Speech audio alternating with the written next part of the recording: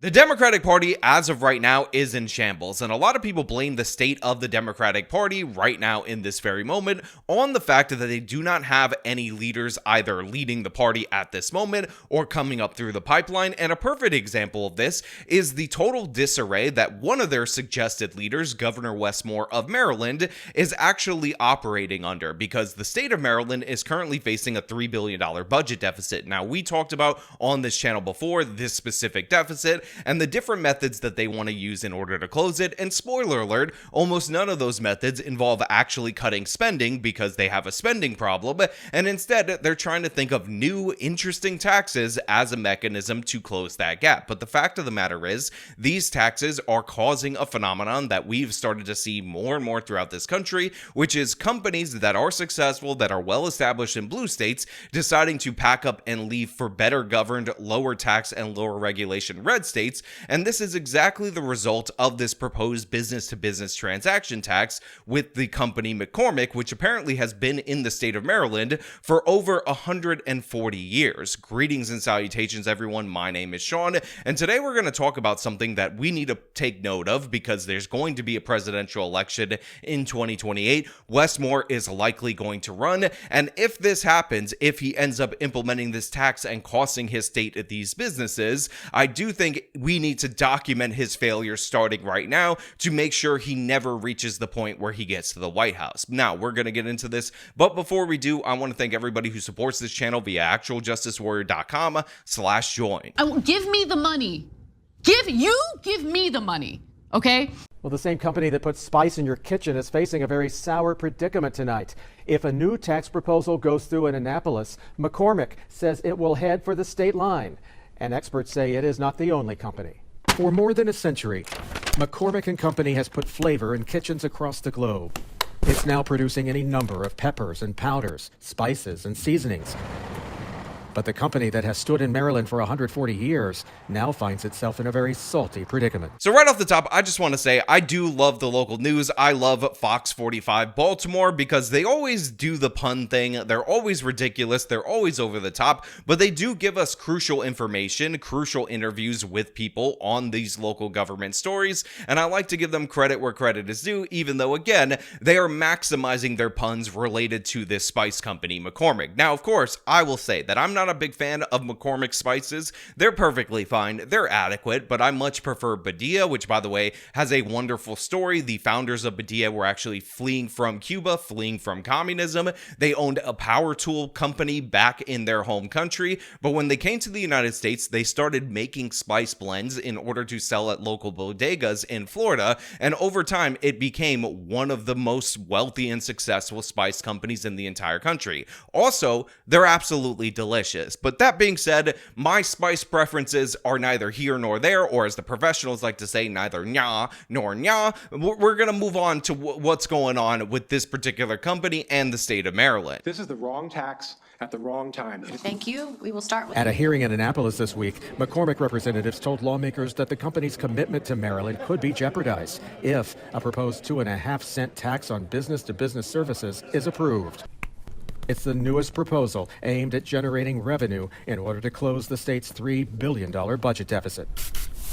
So again, this is why I love the local news. We have the puns about how they're feeling sour, how they're feeling salty, and for no reason at all whatsoever, they decide that they're going to dump enough spices, probably chili powder, on this particular countertop in order to make $3NB in order to indicate $3 billion, only to wipe it away, only to waste their money on this particular production choice, and there's just no reason for it. But that being said, the substance of this story does matter, because even though it sounds like a little bit of money, 2 cents per business-to-business transaction, the fact of the matter is you are raising the cost of operating a business in your particular state while you have a budget deficit. And if you end up actually seeing this company move over another state, you actually see those jobs being created in another state rather than Maryland, the actual result of you increasing this type of tax is going to be that you are going to lose tax revenue, the budget deficit's going to get worse, and these Democrats aren't ever going to see the errors errors of their ways, so they're just going to propose more and more taxes, which again will drive more and more companies away. And by the way, it is not just the state of Maryland.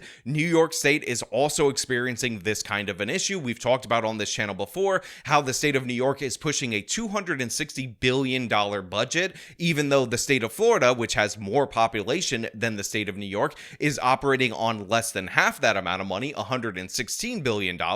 But the thing is, these Democrats never stop. They never stop looking for new ways to tax you. And this is one of the reasons why, and by the way, not enough people on the right are noticing this and actively in the camp that I'm in.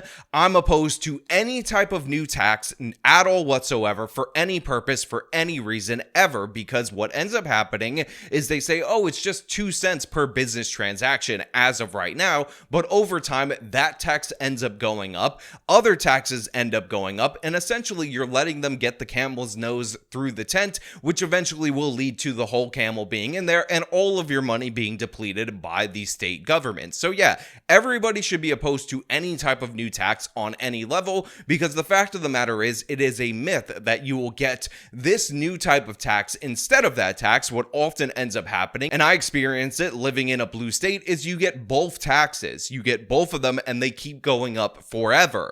It seems to me, with the floor falling out on our fiscal ship, that we need more options. This would roll through our costs and it'll be very substantial.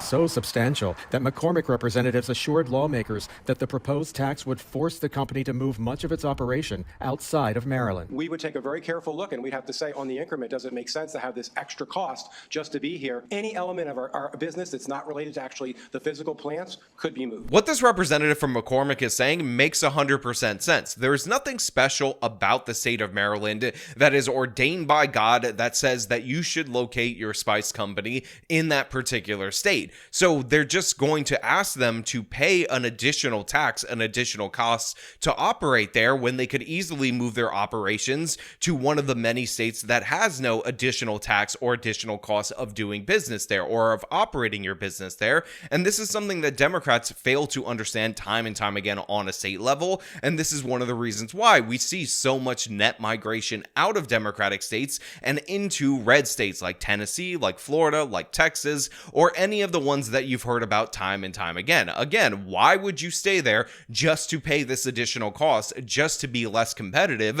against companies like Badia, which I think is headquartered in the state of Florida, that has no such disadvantage in the marketplace? But the state of Maryland doesn't understand that. Now, of course, Project Baltimore, or Fox 45 Baltimore, they do a segment called Project Baltimore, so excuse my confusion, has decided to hire Michael Bay for these new CGI graphics, waste more spices in order to display them, and I'm 100% here for that.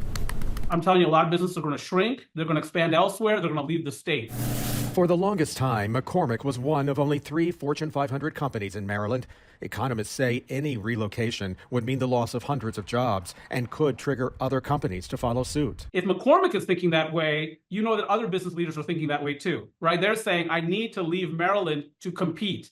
And that is the wrong message at the wrong time. But we're our own worst enemy. We keep hurting ourselves with too much regulation and far too high tax rates. Look, I don't know who's working behind the camera for Fox 45. Somebody obviously is trying to use their visual arts degree, their cinematography, their editing degree, and whatnot. But this is a little bit ridiculous. I mean, you're telling this guy to dump the spices on there so that you could have a frame within a frame so that we could project this video on the counter and then wipe it away with a paper towel. And again, even though I'm here for it, even though I find it entertaining, to me, I'm not exactly sure what value is being added by this particular setup actually being engaged in this segment. Now, we all understand that this story is about the failures of Wes Moore, the failures of the Democratic Party in the state of Maryland, but I cannot help but be distracted by the enormous amount of spices that they're wasting throughout the course of this segment, and of course how the video editor is just having a good time, just having a wonderful display. He's trying to get you to do all these camera tricks and whatnot. Maybe, just maybe, Casey Neistat fired his editor and he ended up at Fox 45 in the state of Maryland. He's working in Baltimore. Baltimore,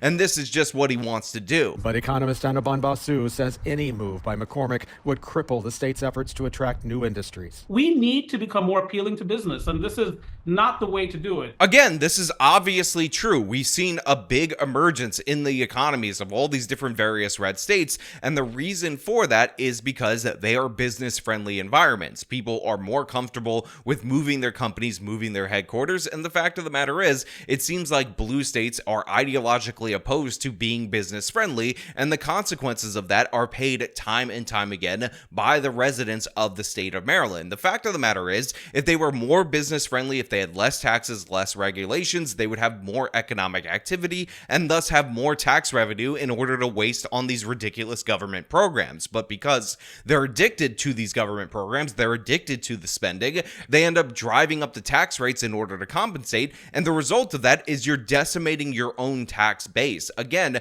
the parasite is killing the host, and yes, make no mistake about it, Wes Moore's Democratic government is in fact the parasite. The governor is vowing to make a slight cut in the corporate tax rate in Maryland, but that could be offset if this newest tax is approved. So of course the governor is vowing to do a slight cut in the corporate tax in order to compensate for this, and again, this is one of the reasons why I need to emphasize this for everybody out there in the audience. You need to be opposed to any type of new tax, because a slight cut in the corporate tax is not going to be good enough once you have this new type of thing introduced in the system, because eventually these are going to go up. The answer that they always put forward is to have taxes go up, and in addition to that, I will point out, if the goal is to kill this budget deficit, to wipe out this $3 billion in the hole that the state of Maryland is in, obviously they don't intend for that corporate tax cut in order to compensate for the increased costs that they're putting upon these businesses through this transaction tax. Obviously, this is meant to be an illusion. This is meant to lie to you. But the fact of the matter is, while it might lie to dumb people who are in the voting base, if you're actually running a business, if you actually understand the costs of doing business in that particular state, you're not going to be fooled by it. But again, I will leave this up to everybody out there in the audience. What do you think about the state of Maryland running itself into the ground? What do you think about McCormick threatening to leave over the imposition of this new type of tax? And do you agree with me that we should be opposed to any new type of tax unless you're completely wiping away a previous existing tax completely off the board? Get rid of it, because this is something that is often proposed at the federal level. People say we should switch to a sales tax, but the fact of the matter is, unless there's a constitutional amendment to get rid of the income tax, I am not in favor of giving Congress a new power in order to tax people in a new way. But again, those are just my thoughts. I want to know what you guys think down in the comments below. If you like the video, show them by leaving a like, subscribe for more content, follow me on the social medias, support me via the support links in the description of this video. This has been me talking about Maryland chasing away businesses. Till next time.